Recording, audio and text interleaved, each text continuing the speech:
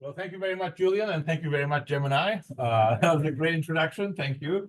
And it's a singular honor to be here. I've been at Oxford for the last 3 weeks, and I really enjoyed the various different intellectual milieus that have hosted me within Oxford. But this is a particularly important honor because, as Julian said, Tony was my teacher, and I have also been motivated by some of the same inequality questions. But there's another reason why I'm particularly excited to be here today, and it's not for hosting my friends from my undergraduate days at York. It's a different reason that contributes too. But this is actually completely brand new. It, of course, draws on ideas that I have been working on, but because I have had the great pleasure of giving a couple of lectures, I wanted to do something slightly different.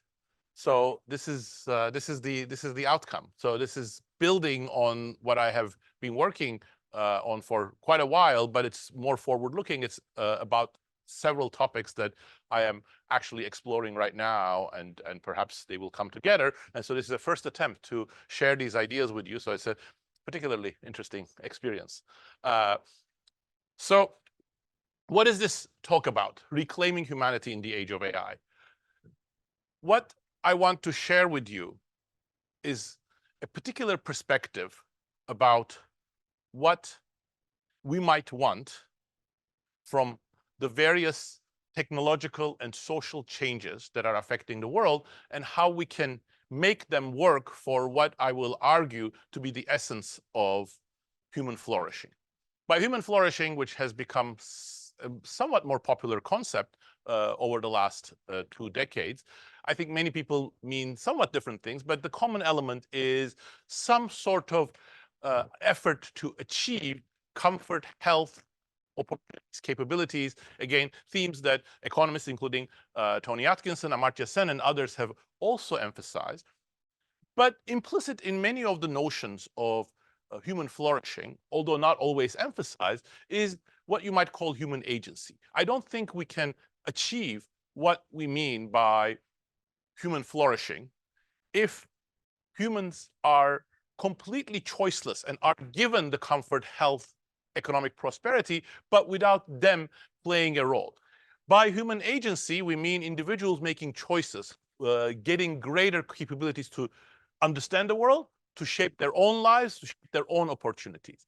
And I think there are 2 sorts of reasons why we want human agency. I think one is normative. As I have explained, I think a lot of people's meaning of human flourishing or good life would become very meaningless without the purpose that human agency, individuals' own making of their own purpose, would give. But also the other one is positive empirical, that human agency actually is quite critical for the achieving knowledge prosperity that humans have. And if you look at work that is meaningful throughout the ages, whether it's artisanal work before the Industrial Revolution, whether it's scientific work today, it has this element of human agency, meaning individuals are trying to shape and understand their environment. And a lot of evidence from anthropology and biology suggests that a broad notion of human intelligence is, human agency is also quite critical for achieving greater knowledge. So, for example, this sort of finding here is repeating something you can find in many different settings, which is that greater population sizes, especially when you look at small-scale societies, are really critical for more advanced tools and more advanced knowledge. So, for example, here, this is the population size and the number of tools that different small-scale societies have had, according to anthropologists' research with surviving small-scale societies. And this one is the complexity of the tools. The essence of this is what you might call collective learning, which is simply that in some, humans discover things by this notion that is so integral to human agency. They try to shape their own environment, and they try to understand their own environment, and they share it socially. Another branch of anthropology and biology, or evolutionary biology, emphasizes what's really so remarkable about human apes relative to other apes is this capacity to learn socially. So, for example, in papers, do this in a variety of ways, but here just quoting from one of them. Look, compare children to chimpanzees, they're actually not that distinguished in terms of their ability to solve very simple spatial temporal causal relations. That's why you can actually get the chimpanzees to do very good job in terms of solving very simple puzzles. But what they are completely distinguished is in imitating others. Humans are much better imitators from the age of around 2. And that is about social learning. By imitating, they're learning from others, and they are building a much greater store of knowledge, which then advances their ability to interact with the world and this notion of human agency that I have discussed. But once a few minutes of reflection will show that what we mean here, or what we should mean here by human agency, must have some amount of variety or diversity in it. If all of us did the same thing, then social learning would not be very useful. If I'm doing exactly the same as you, there is no reason for me to learn socially from you, because you and I will discover the same things. So this great skill that humans have as social learners becomes particularly important when different individuals do different things. They discover, and what's at least reasonably successful can then be learned collectively by the rest. So that's why we generally think that extreme amount of uniformity, for example, like in North Korea, are not very consistent with human flourishing. And they're not also very consistent, at least empirically and historically, with the accumulation of collective. The Arab world after 1200 or China after 1500 are often argued to have not continued the kinds of advances they had started, precisely because of bringing the greater uniformity.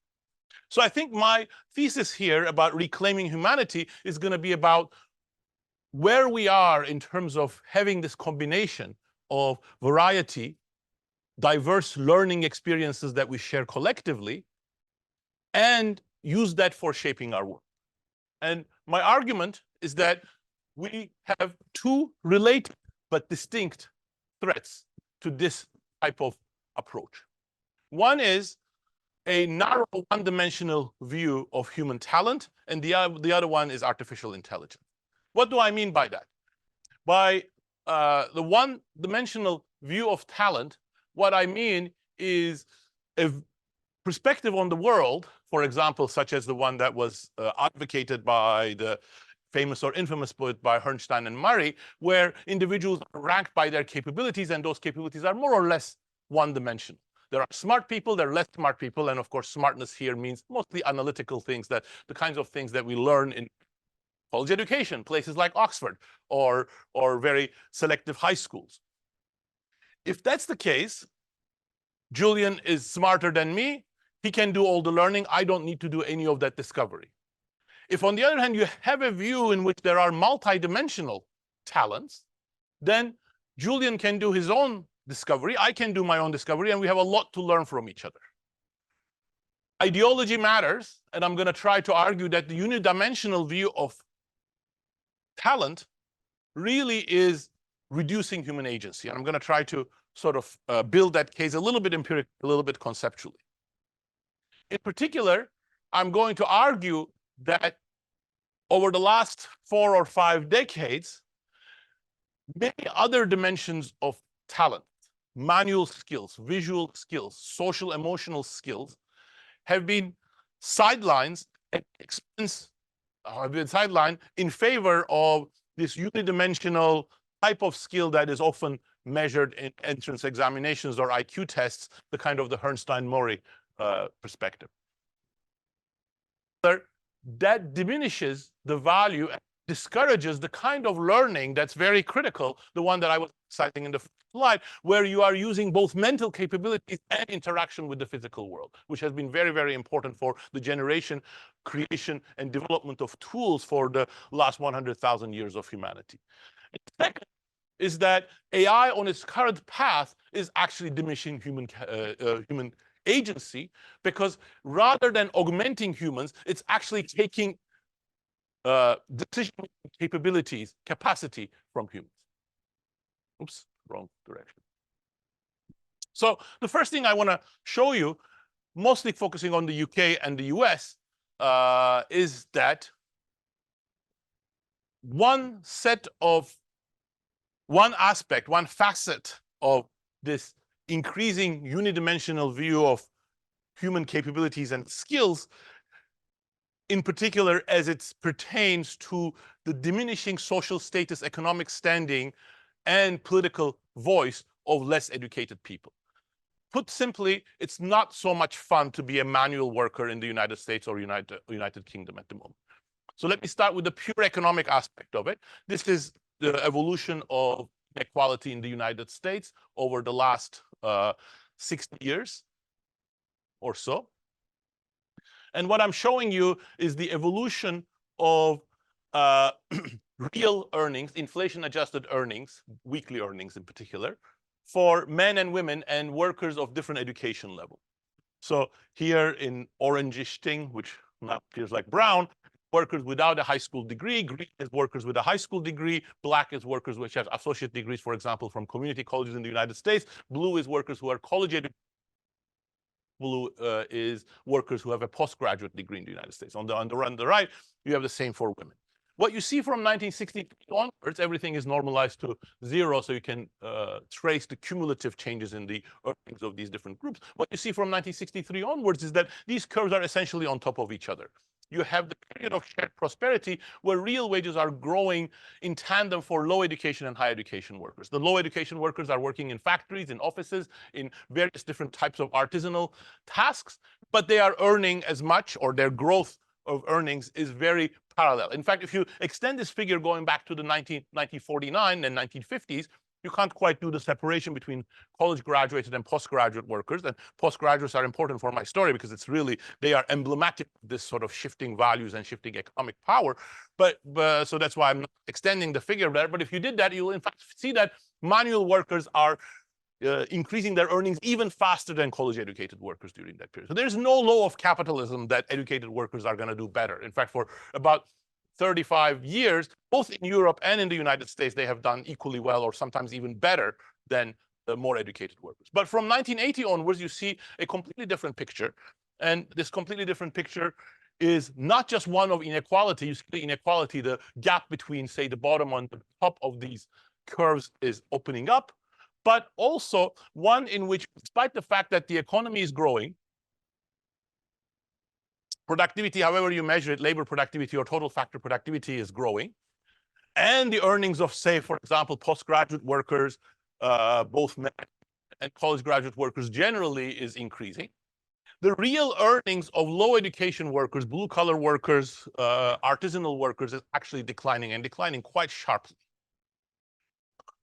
Roughly speaking, about half of the US population from 1980 to just before the COVID crisis benefited from the economic growth of a period of about 36 years. So this is a very, very distinctive pattern, and it's a pattern that you don't see in history. You don't have other periods in which economic growth can go for such an extended period of time, and a very large fraction of the population is not benefiting from it. So in some sense, the period of shared prosperity is much more typical of the 20th century experience of the United States and industrialized nations than what you're seeing from 1980 onwards. But this is only one facet. Another aspect, changing in social status and changing social life. So to put it simply, educated and manual, less educated workers have started living much, much more separate lives. And you can do that in terms of residential segregation. You can do that in terms of what sort of social activities they are engaged in. Or you can do that in sorts of who marries whom. So, of course, there are more college-educated people. The likelihood that any given person will marry a college-educated person is going to increase. But an increase has come mostly from other college-educated marrying college-educated. The gap between the probability that a non-college-educated person in the United States marries a college-educated was about 30 percentage points lower than the college-educateds assortatively matching together, and it's increased to about 50 percentage point difference.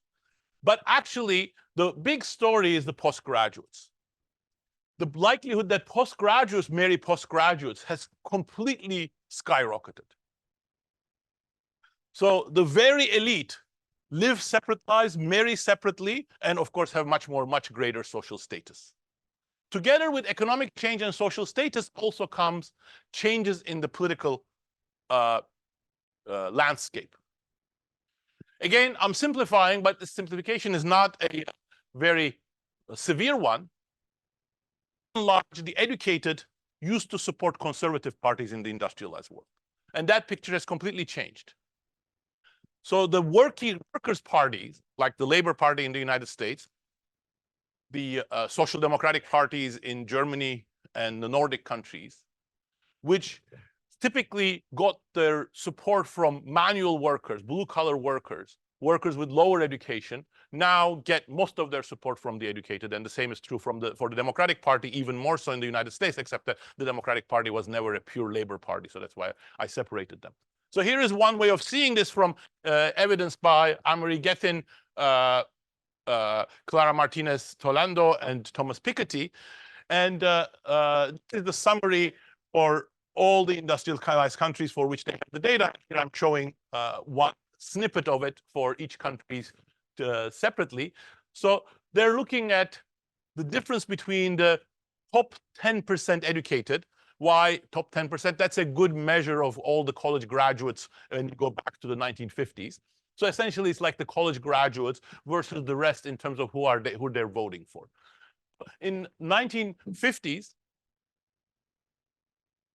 averaging across countries, the educated were 20 percentage points more likely to vote for conservative parties, and 20% less likely to vote for social democratic or workers' parties. Now it's reversed. They are more likely to vote for social democratic parties. And if you look at the different countries' trends, it's exactly the same thing. It's very sharp in the Nordic country, and it's very, very sharp in Britain and the United States. Together with this, the nature of these workers' parties has completely changed, and what they advocate has changed.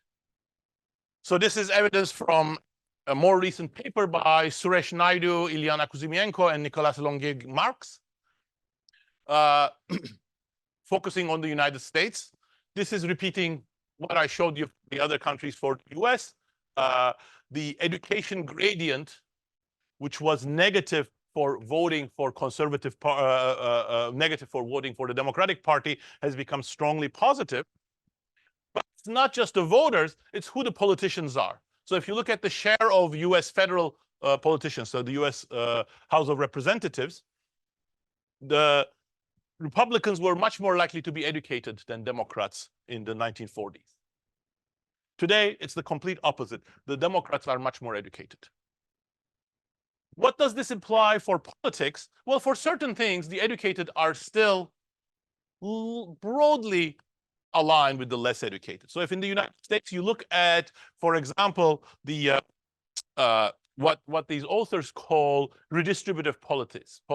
So, for example, should you have more taxes? There is no education gradient to that. There is a Democrat-Republican split, but among the Democrats or among the Republicans, the more educated and less educated have the same attitudes towards taxes. But if you look at what some political scientists have called redistribution policies, essentially enabling the manual workers, the less educated workers, to have jobs and to have well-paying, good jobs, there's a big divide. So those are the ones here in yellow, red, and dark blue. Here, there's a very strong education gradient, meaning that low education workers, regardless of their party affiliation, but especially among the Democrats, support minimum wages, trade protection, provision of jobs, and unions. The more educated don't. And guess what the Democratic Party politicians support? They support exactly what the educated support. The same patterns are seen in the United States, in the United Kingdom, where the tradition of the Labour Party was truly a working class party that came from the trade union movement. As late as 1950, 30% of the UK Labour Party members of Parliament, or candidates, sorry, this is candidates, were manual workers. Today, that fraction has fallen almost close to where the Liberal Democrats and the Conservatives are as well. So the sort of view in which the educated rule everything, they get the social status, they get the income, and they get the political voice, I think is a threat to the type of human agency, because it's reducing the capabilities and therefore all of the social contributions of people with diverse skills. I think this is going to be exacerbated and is already being exacerbated by AI. If you think that AI is just like intelligent humans, but only more intelligent, then we have trouble. If you've followed me so far, well, you may disagree, but if you have followed me at least partly, the problem is that we have created a second-class set of citizens who don't have the education and the ability to score as high analytical tests. Now we create a third class, which is AI, which is even smarter than most of the humans. Well, perhaps not the AI designers and the computer scientists, but most of the other ones. So then you're going to get the same sort of issue exacerbated. And I would say that the apex of this is our drive for artificial general intelligence. Artificial general intelligence means, especially in terms of analytical capabilities, we can come to a point where machines are going to be better than the majority of the humans. So better than even that group that was so dominant over the last 40 years, perhaps as good as the top 1% of that group. This is a very important drive for the types of technologies that we are developing and how we are actually applying them to social media, to communication, to the democratic process, as well as to the production process. And it is one of the two bookends that determine the direction of research. The other one is the business model. The business models is very much related, actually, because, again, if you have the view that machines are going to get better and better, then there is a very natural and also, it turns out, profitable way of using machines, which is use them to automate tasks, meaning to get them to do more of the tasks that humans do. So these two sorts of forces, an ideological one which determines the priorities of researchers, perhaps priorities of other influential actors in society, and the business models which both enables them to make money and also directs their efforts to make money in a specific direction, are shaping the direction of AI research and AI development in a way that I think is going to reduce human agency.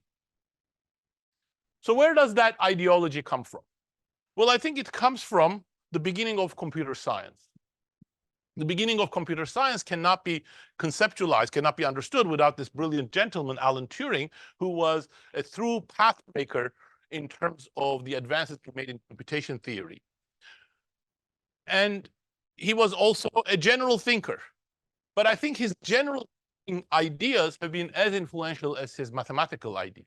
In particular, Alan Turing thought that the human mind is nothing but a machine that does computation. And he formalized and conceptualized the idea of computable functions or computable objects. So the universal Turing machine is the machine which can compute everything. So if, in fact, one day we can have a universal Turing machine, putting these two pieces together, it turns out that a universal Turing machine could do at least all of the analytical things that the human brain does. And to this, he added a third element, which is sort of natural once you have the two, and that's also a desirable direction. So he said that it's not only something that we can move towards, but it's also the natural and desirable direction of the development of digital tools, in particular developing autonomous machine intelligence. High-level capabilities together with autonomy, meaning that this can be done in a self-acting way without humans telling machines what to do, but machines by themselves doing that. So putting all of these things together, especially once you go to the artificial general intelligence ideas, it becomes natural that we should strive to develop these very capable machines, and then they should do more and more of the things that humans do. both in the production process, but I'm going to argue also in shaping our lives in a second. That was Alan Turing's ideas, which were first not very warmly received by other mathematicians and philosophers. But when the field of AI came onto its own, especially the Dartmouth project in 1956, and the people here are, some of them are as famous as, not quite as famous, but other famous people like John McCarthy, Marvin Minsky, and others, they built very much on Alan Turing's ideas.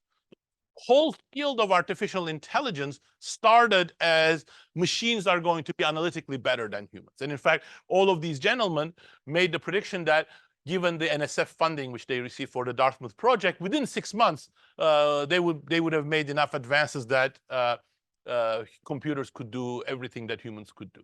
Well, that didn't turn out to be a very good prediction, but it hasn't dented the enthusiasm of at least some for artificial general intelligence. That enthusiasm has ebbed and flowed, but it became completely dominant in the tech world, especially over the 1990s and early 2000s, with the advances in computational power and the new methods such as deep learning and neural net methods.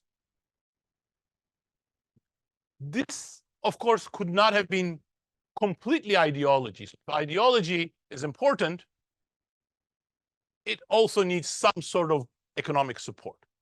What has enabled this view, what digital tools should be about, has also been the fact that companies made money out of it. I'm going to talk about this in a little bit pain, but early computer scientists, enthusiasts, both when the mainframes were first invented, when the PCs were first invented, and very powerful software was first being developed, had very different ideas about how computers could be used in the democratic process, in production, and so on. But at the end, what turned out to be most successful in terms of making money have two things. One is produce software for businesses, Oracle, IBM, and especially Microsoft.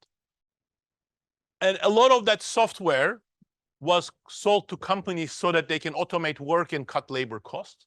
And then from 2000 onwards, the second big wind of this has come with digital advertising. And that's perhaps most visible in Google and Facebook. Here I've shown you where the revenues of Google and Facebook have come, but it's probably a little bit difficult to see. But essentially, almost all of Facebook, one of the most valuable companies in the world, is from digital advertising. About 3/4 of the revenue of Google is from digital advertising. Digital advertising is intimately related to software being used for performing tasks. Why? Because it's in different facets of machines being better than humans. In particular, if you think that is not important, one of the things that you feel empowered to do is to manipulate humans. If you're not a good decision maker, if I believe so, then it's fine for me to direct your decision. Or if your decision-making capacity is not intrinsically valuable, it's also okay for me to manipulate you towards the products that I want, or towards getting hooked onto my platform, or getting your attention, or getting your emotional cues. These have, of course, been very popular in Silicon Valley and in other parts of the tech world because they're profitable, but I think that profitability is also synergistic with the ideology of AI. And these two threats are interrelated. So one of the points of entry for me into this area was my work on how technology affects labor markets, and then later how how technology affects the democratic process. But let me just show you one snippet of that from a paper I've done with Pasquale Restrepo, which looks at what explains the kinds of economic changes that I started with, that big inequality. And so to do that, what I'm doing, or what Pasquale and Restrepo and I do here, is we change the focus from demographic groups that I showed you in the first slides, which were distinguished by education and gender, to more finely defined demographic groups. So they are distinguished by education, gender, age, and ethnicity in the United States. Each one of these circles is one of those demographic groups. The color coding shows you their education, and the size of the circle shows how big they are. And since I don't want to show you the whole time series evolution, now I am focusing on that critical period from 1980 to 2016, 2017. So I'm showing you on the vertical axis the change in the cumulative earnings, real earnings of each one of these demographic groups. And you can see the same pattern that I have emphasized here. Here is the zero line. About half of the circles are below the zero line. So about half of the population has not benefited much from economic growth during this period. But the new element here is the horizontal axis, which is our measure of how much automation is. Take each demographic group in 1980, compute what tasks they were performing, and then count what fraction of those tasks have since been automated. So a number like 20% here means for these groups, which are high school educated workers to perform some office work and some blue collar work, about 20% of the things that they did in 1980 are now done by machines and algorithms.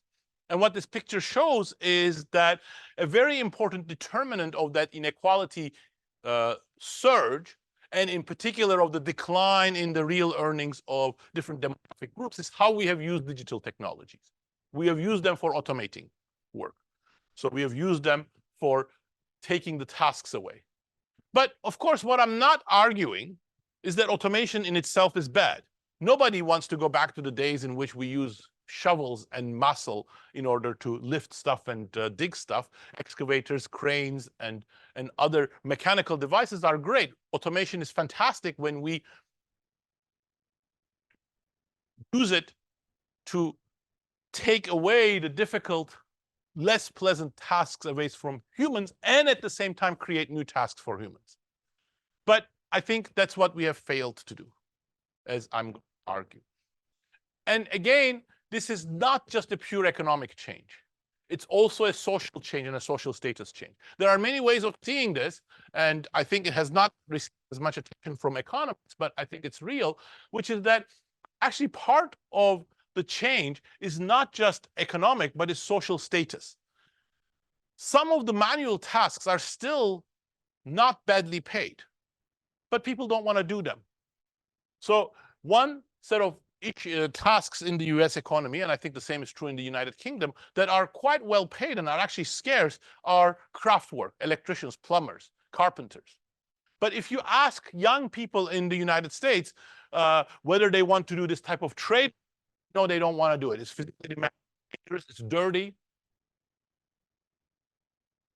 But that is not a general phenomenon. What is dirty and what is clean is something that was starting in the medieval and the post-medieval era in the in Europe, and the idea that manual work, artisanal work is dirty and less socially desirable didn't really take hold until, in a mass way, until very recently. So in 1947, if you ask people, their occupations should some outstanding young man, sorry, this is the 1947, so men rather than men and women, but an outstanding young man should go into, 12% is crafts manufacturing operatives, about 7% is mechanical repair. As much as law, as much more than sales and clerical, professional work and crafts mechanical work are viewed as almost equally desirable according to these responses.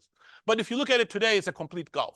The social status prestige of these occupations, the red ones are these mechanical repair and manual works, is much lower than all sorts of clerical and intellectual work. So the fact that a lot of craft work that is still quite well compensated as lower social status, I think comes from this ideology of there is a ranking of people and the ones at the top are more analytically gifted. There is, of course, all sorts of things that AI can do, and I'm going to talk about that in the final minutes of this talk. But the evidence so far, at least as I have worked on, is that we are using AI very much for the same type of automation that we did with other digital tools, with mainframes, with PCs, with software systems, with robotics, with the dedicated computer-controlled machinery. For instance, in a paper that I published recently with David Adder, Pasquale Restrepo, and Joe Hazel, we looked at in the United States in which kinds of establishments, which kinds of businesses are adopting AI technologies.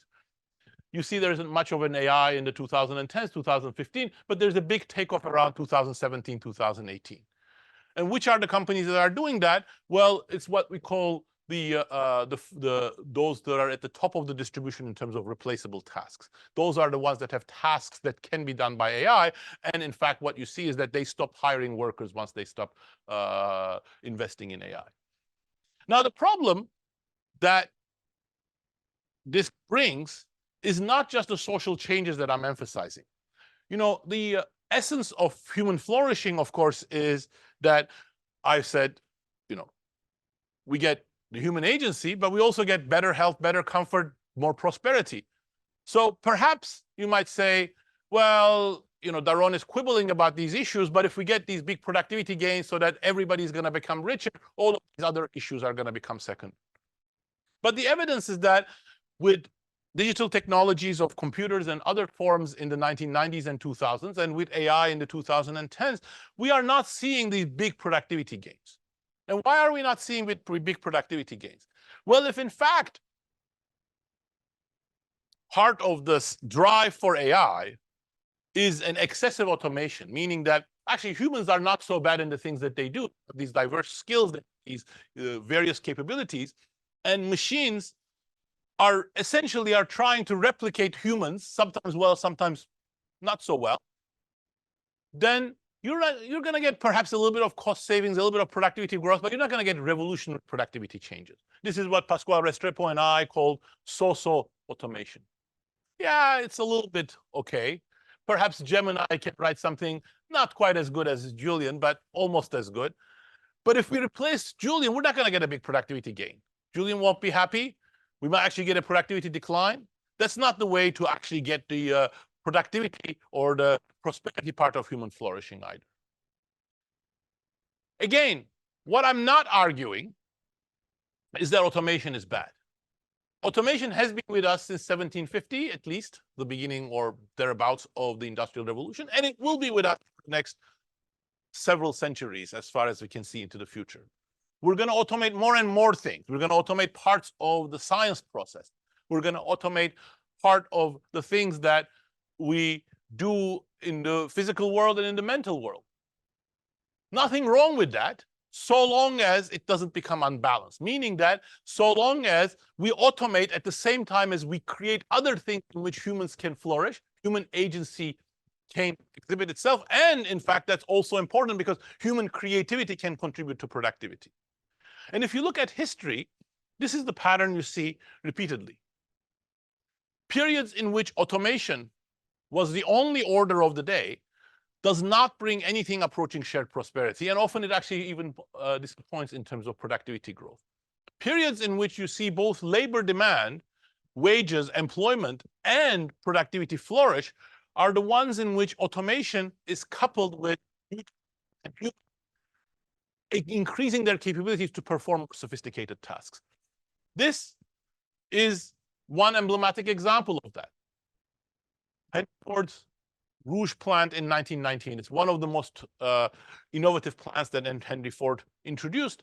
It was fully electrified. Henry Ford was a leader in automation. He was the one who really made the interchangeable parts system and then the assembly line come to reality. Before then, sewing machines, threshing machines, and revolvers were used some sort of interchangeable parts system.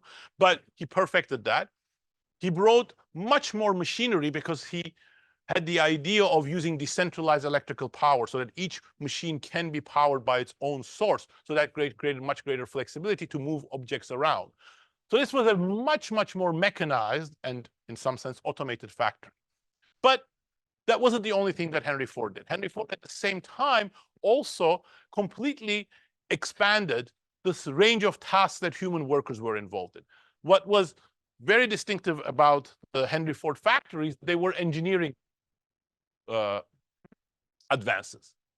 So this was the time when engineering became an integral part of the factory.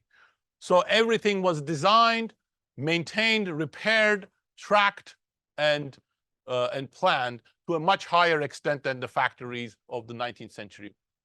And you see here, together with the advanced machinery, you have the workers much greater range of technical tasks than they used to do.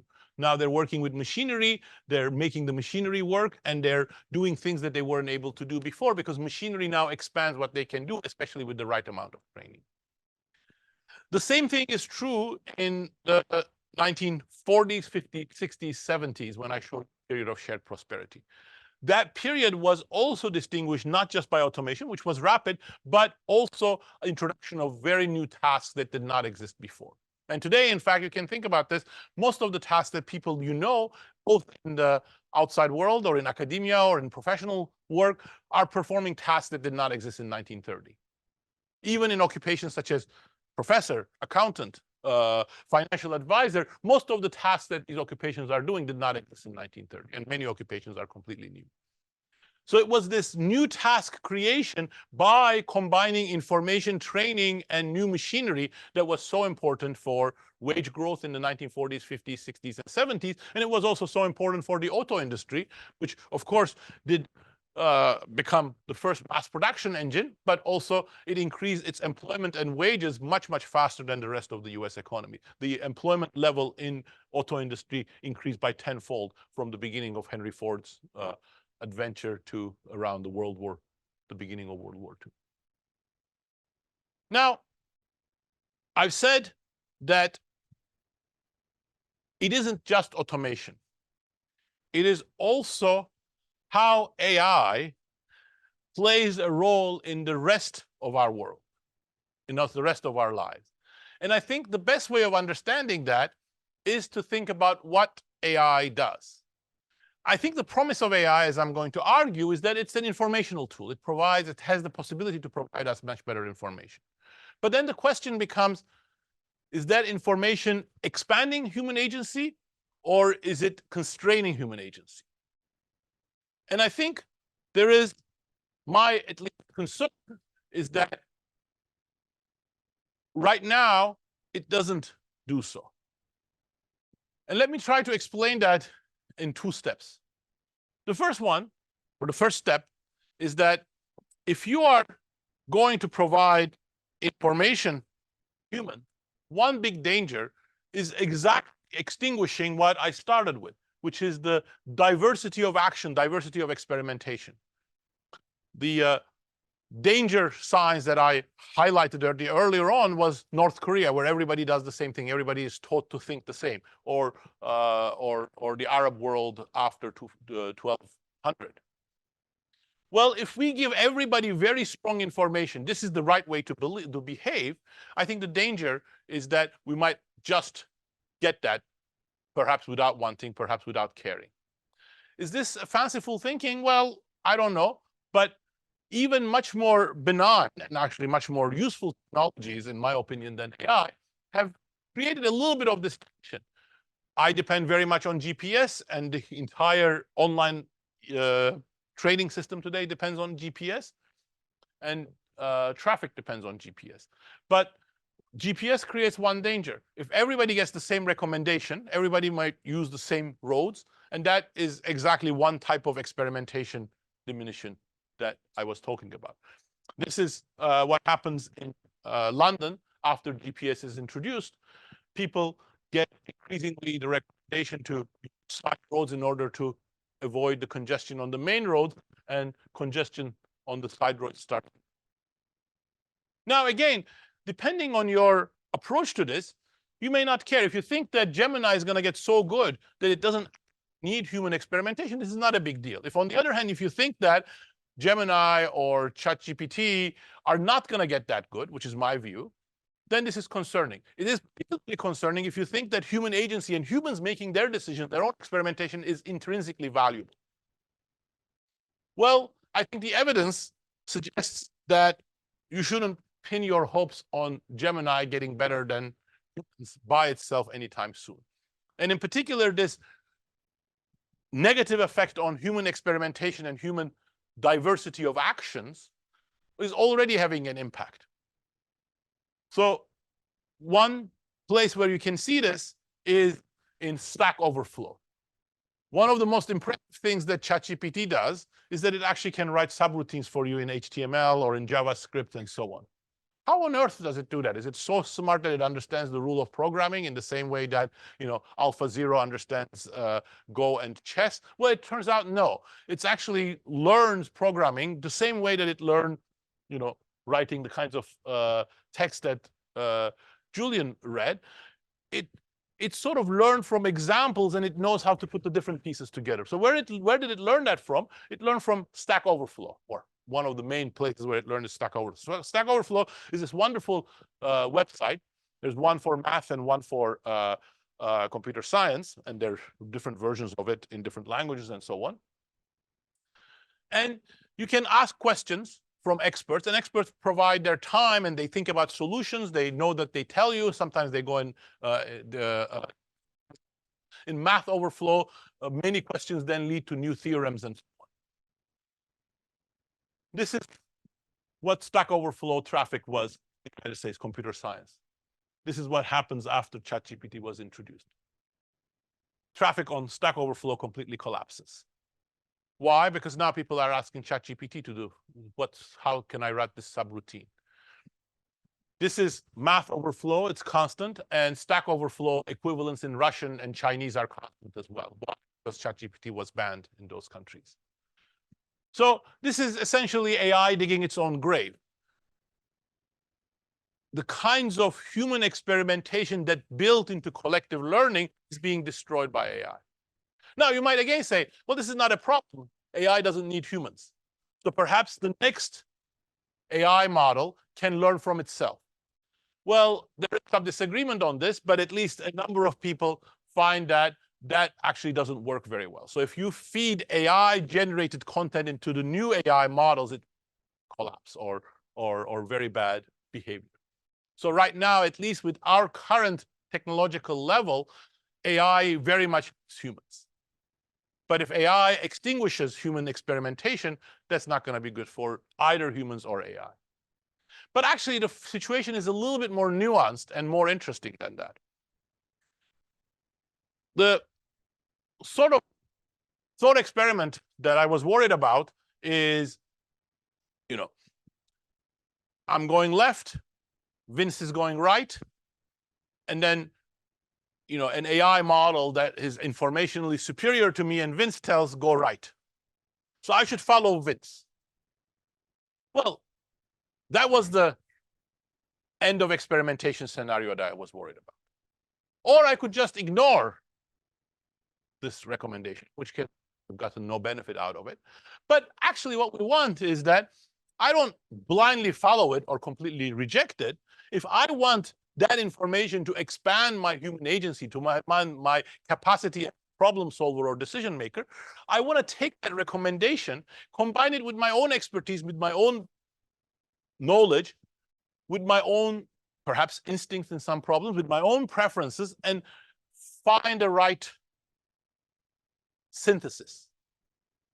The problem is that that's exceedingly hard with the current architecture of large language models and AI models, because they're very non-transparent. You don't know why they're making that recommendation. That's true beyond just the ChatGPT and Gemini. It's true even for more custom-made tools. So you see that in two sorts of settings, but since time is running short, let me not talk about the predictive policing tools, but let me by my colleagues Nikhil Agrawal, Tobias Saltz, and others, which looks at physicians, doctors using AI tools in an experimental setting. And what they find is that exactly for the reasons that I've tried to articulate, that doctors don't understand why a particular recommendation is coming from, they actually make mistakes. They make mistakes, two types of mistakes. First of all, they put a lot of weight on AI when they shouldn't. For example, when their own prior is that there is no problem with a radiology report, but they get AI recommendations, they put a lot of weight on that, and they get a huge rate of false positive increase. And they don't understand when AI itself is giving bad advice, so they put a lot of weight on AI's bad advice. They cannot combine that with their own better knowledge, and then they make a lot more mistakes as a result. When you take those with the benefits together, it's a wash. You don't actually get much of a benefit from these very sophisticated models. And of course, there's a different aspect to it. I've mentioned democracy because I think democracy is one very important aspect of human agency, shaping their social and political decisions as a collective. But every political system, both democracies and non-democracies, depend on control of information. That's why even democracies try to control curricula and impart, instill certain set of values. But control of information, of course, is most valuable to authoritarian regimes, and it's most damaging if it is misused to democratic participation. Jeremy Bentham, a hero to some economists, but not always to other social scientists, thought that this was a great invention that would benefit everybody. This is the panopticon. It was originally suggested by his brother, actually, in the factory, and the contribution of Jeremy Bentham to expand it to hospitals, schools, prisons, and factories. And the idea is that whoever has the control rights gets much more information, can monitor everybody. And Jeremy Bentham thought this is great, better information, better for economic efficiency. But of course, what Jeremy Bentham missed, and a lot of people understood even right away, is that when you give more information to one particular agent, that's control of information. They're going to exploit it for their own benefits, maybe good for them, but not for everybody. And in fact, early factories were draconian places precisely because political power and information was concentrated in the hands of factory owners. Now, the same threat that Bentham's panopticon would pose in the democratic sphere is because AI can manipulate individuals in the same way that we have seen even much more primitive technologies in the context of social media do. This the amount of misinformation and disinformation, but I think the real danger is something that the scholar of totalitarianism, Hannah Arendt, in an article in the New York Review of Books, she said, if everybody lies to you, the consequence is not that you believe the lies, but rather that nobody believes anything any longer. But if that's the case, the shared understanding that's so critical for democracy would collapse, and a proper understanding of human agency in political affairs would not be possible. And this is not actually so far-fetched either. China is one of the leaders of investing in AI, but a lot of the investment goes into surveillance technologies and facial recognition. But it's not just in China. This is a map from of all the technologies that have spread around the world, especially in very non-democratic places. Huawei just itself, just one company, has exported surveillance technologies to 60 authoritarian countries around the world. So when you develop authoritarian surveillance technologies, that's a big boon to authoritarian regimes. So the title of the talk was Reclaiming Humanity in the Age of AI. So I'm not just going to talk about the threats, and in the last 5 minutes, I'm going to outline what I see as an alternative path for technology. And an alternative path technology is really very simple. And it was there from the very beginning. So I mentioned Alan Turing, but Alan Turing's vision was not the only one for digital tools. As early as Alan Turing, Norbert Wiener, starting in 1949, was writing about what digital technologies are good for and what the dangers of digital technologies. He was very prescient in terms of what he thought robots would do. He thought it would reduce wages and make work meaningless, and he outlined an alternative in which digital tools could be used. In the book Power and Progress that Simon and I published last year, we call this machine usefulness to contrast it with machine intelligence. The idea that digital tools should be useful for machines, which is what Norbert Wiener was trying to articulate. And he was also very much ahead of his time. He stood critically about human-machine communication. Well, Norbert Wiener was a mathematician engineer, but he never invented anything. But several other people then picked up this agenda and made some of the most important discoveries tools. So many of the things that you depend on today, the menu-driven computers that are on menu-driven designs, which are on your cell phone, hyperlinks, hypertext, and the mouse all came out of this. In fact, they all came out of an engineer, Douglas Engelbart, and his students. This is the first mouse that he launched in 1968. JCR Licklider, another one of this machine usefulness agenda, used them to design ARPANET, which then became the architecture for the internet, which is a brilliant example of human-machine complementarity.